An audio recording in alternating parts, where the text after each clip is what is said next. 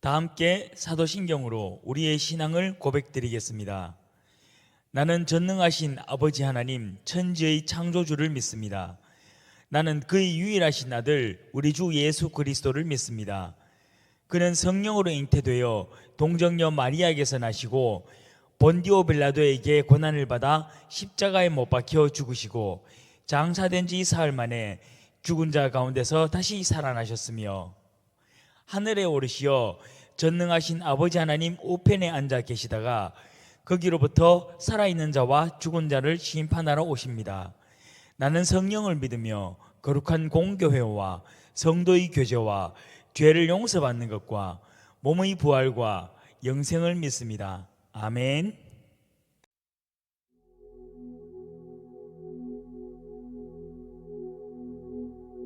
우리 함께 손잡고 가세.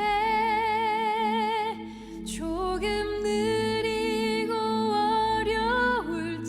어려울지라도 주님 부르신 그 감격 붙잡고 손잡고 함께 가세.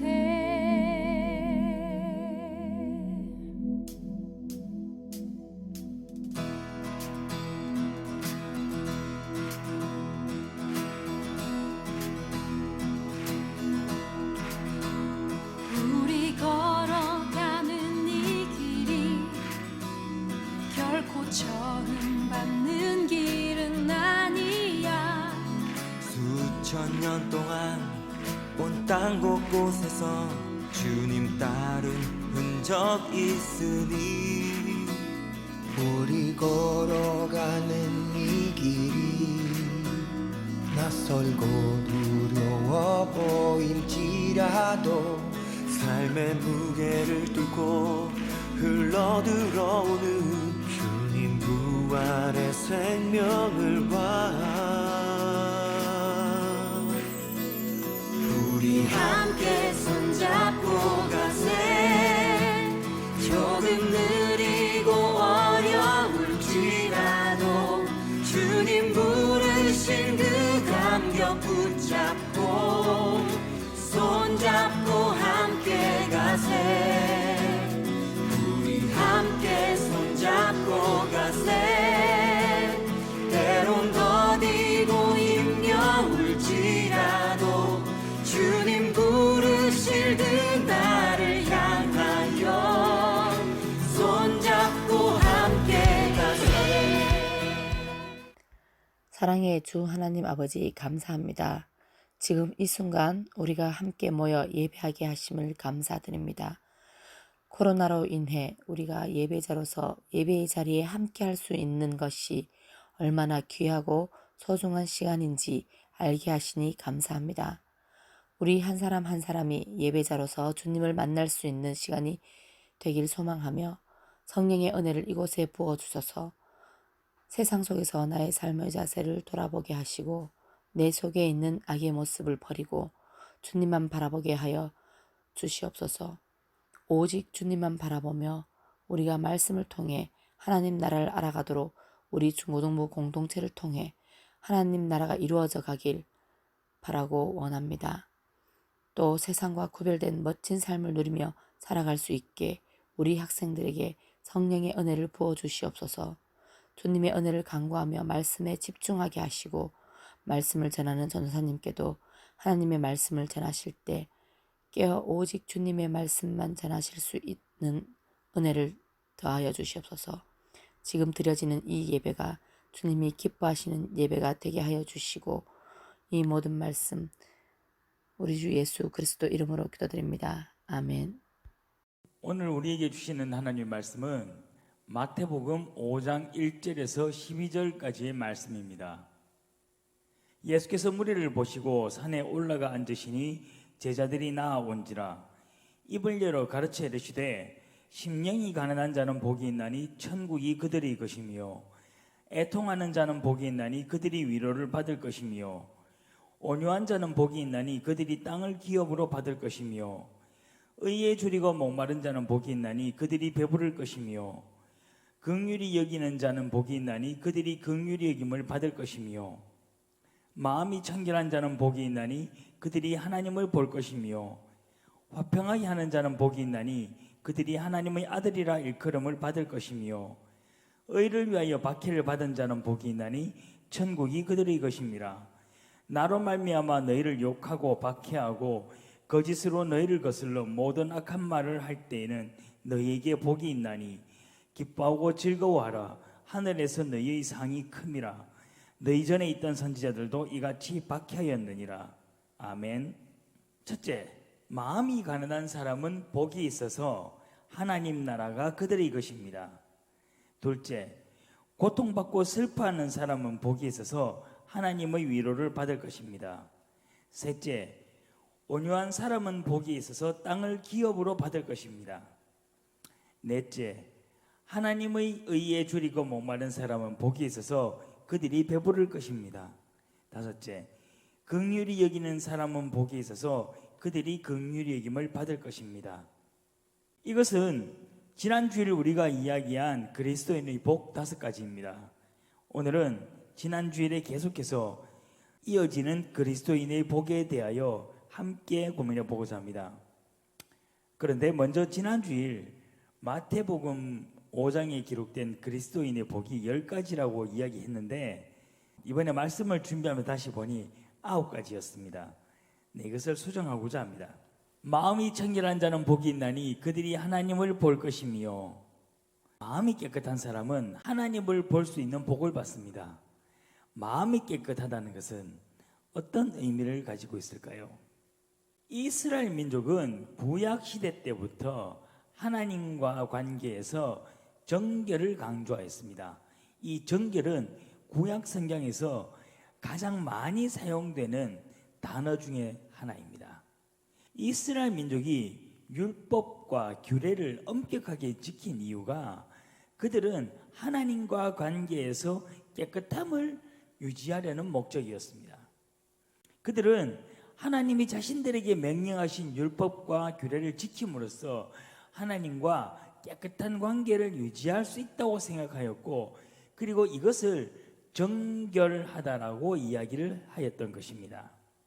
또한 이스라엘 민족이 지키려는 정결은 2가지를 혼합하지 않는 것이었습니다.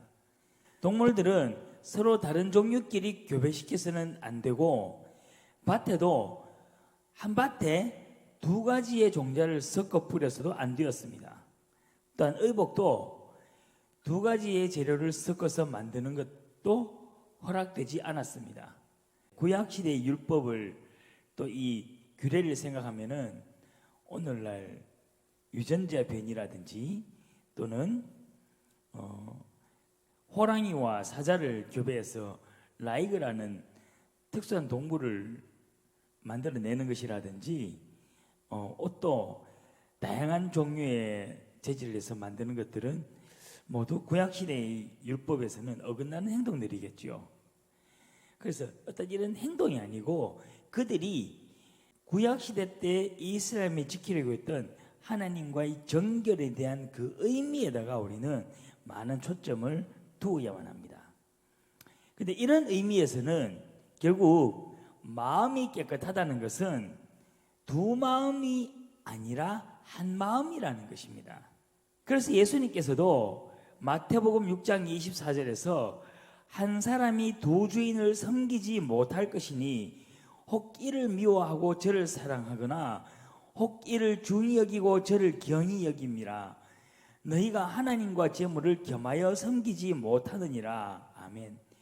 그래서 하나님과 재물이라는 것을 둘 다 함께 섬기지 못한다는 것을 예수님께서 말씀하시면서 2마음을 가질 수 없다는 것에 대해서 예수님께서는 말씀을 하셨습니다. 물론 우리는 그래서 많은 사람들은 하나님을 주인으로 섬기겠다 다짐하면서 또한 하나님을 섬기기 위해서 결정을 내리고자 합니다.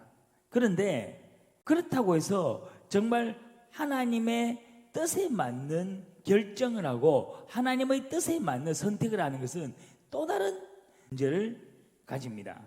그것은 무엇이냐면은 우리가 하나님을 주인으로 섬기겠다고 다짐하고 우리가 깨끗한 마음을 가지려고 하지만은 하나님의 뜻을 바로 알지 못하면은 하나님의 뜻에 맞는 선택을 할 수 없습니다. 물론 지금 여러분은 대부분이 스스로 선택하거나 결정할 수 있는 일들이 거의 없을 것입니다. 여러분이 아직 미성년자이기 때문에 부모님에 의해서 선택되고 부모님이 결정한 일을 여러분이 따라야만 할 것입니다. 그러나 여러분이 좀 더 성장하고 좀 더 성인이 되고 그래서 나이가 좀 더 들어갈수록 여러분은 스스로 선택해야만 할 것들이 그리고 스스로 선택할 수 있는 일들이 훨씬 더 많아질 것입니다. 문제는 바로 그때 여러분은 하나님의 뜻이 무엇인가를 분명하게 알지 못하면은 결코 여러분은 하나님의 뜻에 맞는 선택을 할 수 없다는 것입니다. 여러분은 지금부터 하나님의 뜻이 무엇인지에 대하여 고민하고 하나님의 뜻을 찾는 방법들을 배워야만 합니다. 그리고 그 훈련이, 그 배움이 무엇이냐면은 바로 바른 성경적 가치관을 알아가는 것이고 그리고 그 바른 성경적 가치관을 우리 삶에 어떻게 적용할 것인가에 대해서 고민하는 것입니다. 지금 여러분들이 공과 시간에 배우는 그 많은 내용들이 어떻게 보면은 지금 이것이 나와 당장 의미가 없습니다. 나는 지금 성경 말씀도 모르는데 예수님이 누군지도 모르는데 이런 것들이 나에게 무슨 의미가 있습니까? 라고 이야기할 수 있을 것입니다. 저도 그런 여러분의 마음을 잘 알고 있습니다. 그럼에도 불구하고 제가 끊임없이 여러분들에게 바른 성경적 가치관에 대해서 이야기를 하고 성경이 무엇을 이야기하는가에 대한 성경의 정신에 대해서 이야기를 하는 것은 그것을 알지 못하면은 여러분들이 성인이 됐을 때에 어느 날 갑자기 그리스도인답게 살고 싶다고 해서 사라지는 것이 아니라는 것입니다. 하나님의 뜻이라는 것이 정말로 수학 공식처럼 외워서 적용하면 되는 그런 단순한 것이 아니라는 것입니다. 굉장히 복잡고 어렵습니다. 그렇기 때문에 여러분이 하나님의 뜻을 바로 깨닫고 바로 알아가는 훈련을 통해서 여러분이 점점 더 하나님과 깊은 관계에 들어가게 됐을 때 여러분은 하나님을 볼 수 있게 됩니다. 하나님을 본다는 뜻은 하나님과 깊은 관계에 들어간다는 의미입니다. 하나님의 뜻을 가장 정확하게 알고 하나님의 뜻대로 살았던 사람이 누구입니까? 바로 예수 그리스도입니다. 예수 그리스도는 하나님과 삼위일체라는 특별한 관계에 있었습니다. 예수님이 하나님과 맺었던 관계처럼 예수님은 온 마음의 중심이 하나님의 마음과 일치했습니다. 그리고 하나님의 마음이 또한 예수님의 마음과 일치했습니다. 그런 것처럼 여러분의 마음의 중심이 정말 온전히 하나님께 집중하여질수록 여러분은 이것이 단순히 하나님께 집중하는 것이 아니라 하나님과 깊은 교제를 나누는 거고 하나님과 깊은 관계에 들어가는 것입니다. 이것이 바로 마음이 청결한 자가, 마음이 깨끗한 사람이, 마음이 하나님께 집중된 사람이 받을 수 있는 복이라는 것입니다. 여러분이 정말로 하나님과 깊은 관계를 가지고 깊은 교제를 나누려면은 여러분은 여러분의 마음의 중심을 하나님께 두고서 또 그 하나님의 뜻이 무엇인지를 알아가는 훈련을 여러분들이 지금부터 열심히 하시기 바랍니다. 화평케 하는 자는 복이 있나니 그들이 하나님의 아들이라 일컬음을 받을 것이며 화평하게 하는 사람은 하나님의 아들이라 불리는 복을 받습니다. 성경이 이야기하는 화평은 어떤 것일까요? 화평하게 하는 사람은 어떤 사람을 이야기하는 것일까요? 그러면 여러분이 생각하는 화평은 무엇입니까? 화평은 첫 번째 사전적 의미가 화목하고 평온함입니다. 그리고 두 번째 의미가 나라 사이가 화목하고 평화스러움입니다.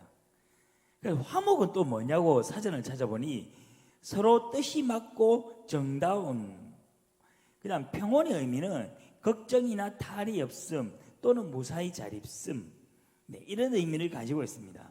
그러면은 이 의미들을 서로 조합해 보았을 때 화평의 의미는 서로 뜻이 맞고 정답고 걱정이나 탈이 없이 무사히 잘 있다는 의미를 가지게 됩니다. 결국 화평은 의미가 한 개인에게 있는 것이 아니라 공동체적인 의미를 가집니다. 왜? 서로 뜻이 맞고 서로 정답고 이런 의미이기 때문에. 그리고 이것은 결국 개인이 속한 어떤 한 지역이나 국가의 범주도 넘어서는 의미를 화평은 가지고 있습니다. 화평의 두 번째 의미를 보십시오. 나라 사이가 화목하고 평화스러움입니다. 그 말은 화목하고 평안한 이 상태가 어디에까지 넓어지는가? 전 세계적인, 전 국가적인 차원으로까지 발전이 되어야 한다는 것입니다.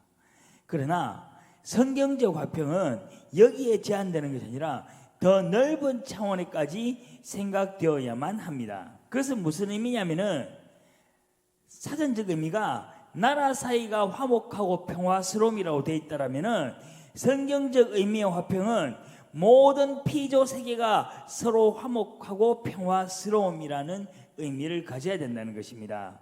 하나님의 아들이신 예수 그리스도가 왜 무엇을 위하여 이 땅에 오셨습니까?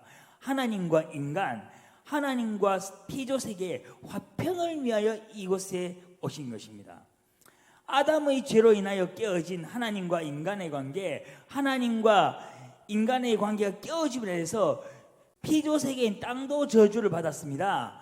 그러므로 이 화평은 인간과 하나님의 관계에만 제한되는 것이 아니라 모든 피조 세계에도 포함되어야 한다는 것입니다.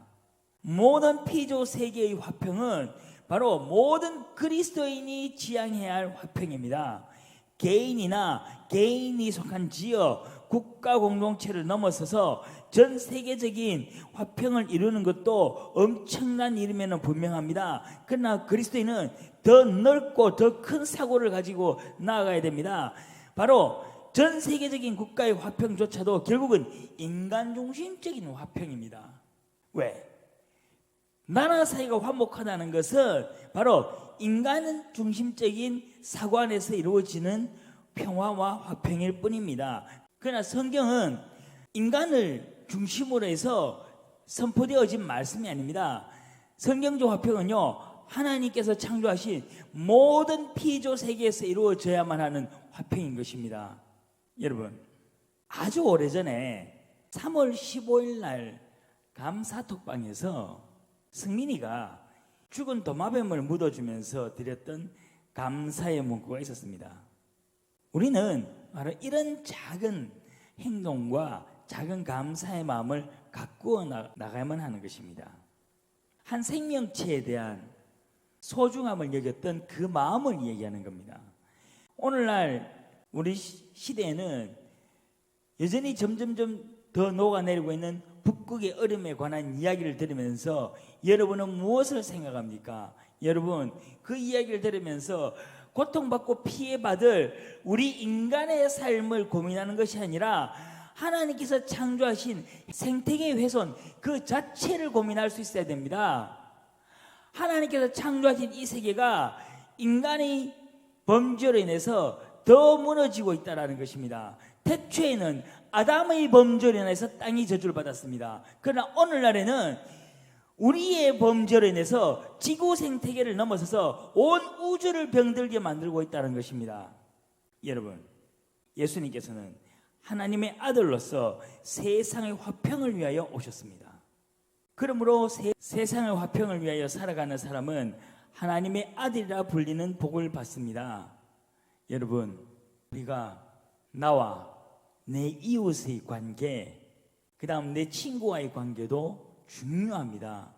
그러나 좀 더 우리는 이 모든 피조 세계의 자연에 대한 우리의 마음을 키워나가고 그 생태계를 사랑하고 아낄 수 있는 우리 모두의 삶이 되기를 소망합니다.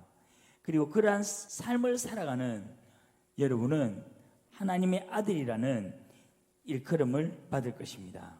의를 위하여 박해를 받은 자는 복이 있나니 천국이 그들의 것임이라. 공의와 정의를 위하여 고난을 받는 사람은 하나님 나라가 그들의 것입니다.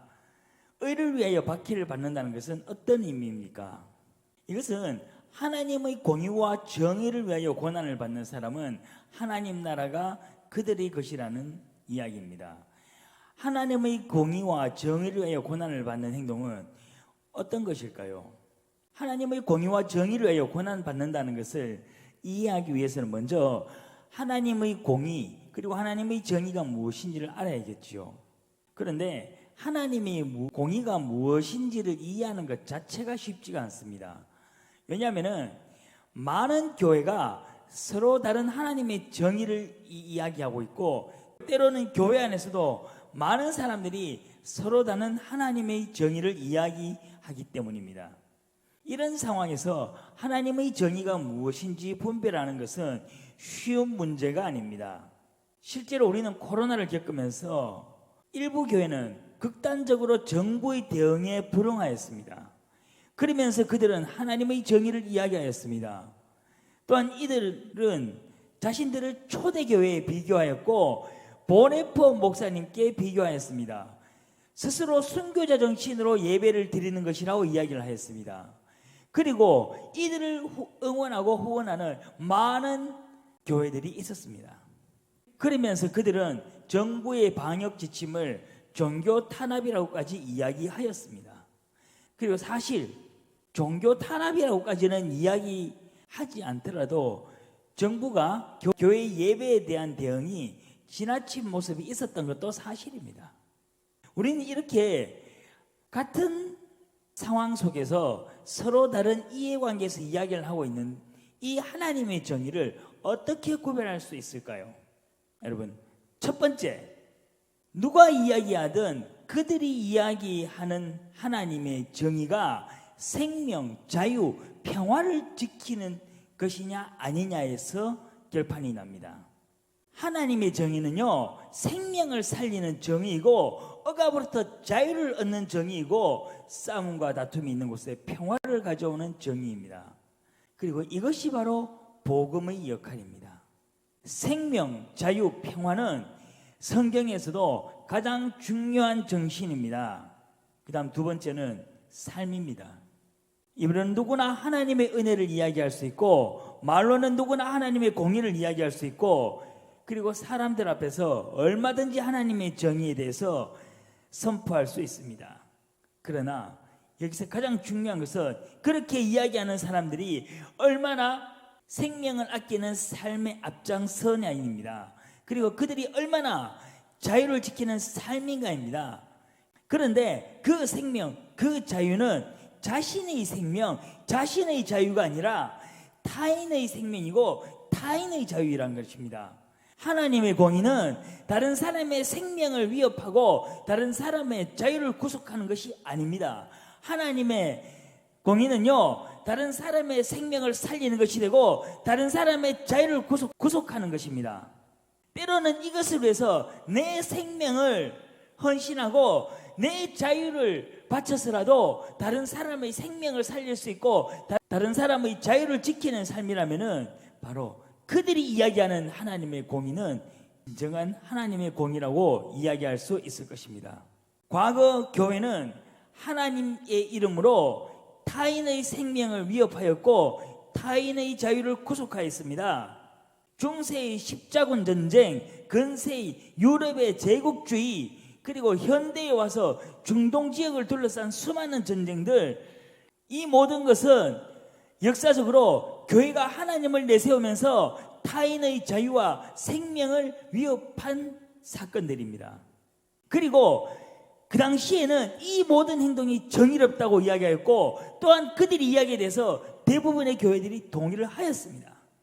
그러나 오늘날 이 모든 행동이 잘못된 행동이라는 고 이야기하면서 교회는 반성하고 있습니다. 여러분, 하나님의 정의는, 하나님의 공의는 그 어떤 경우도 타인의 권리를 빼앗지 않습니다.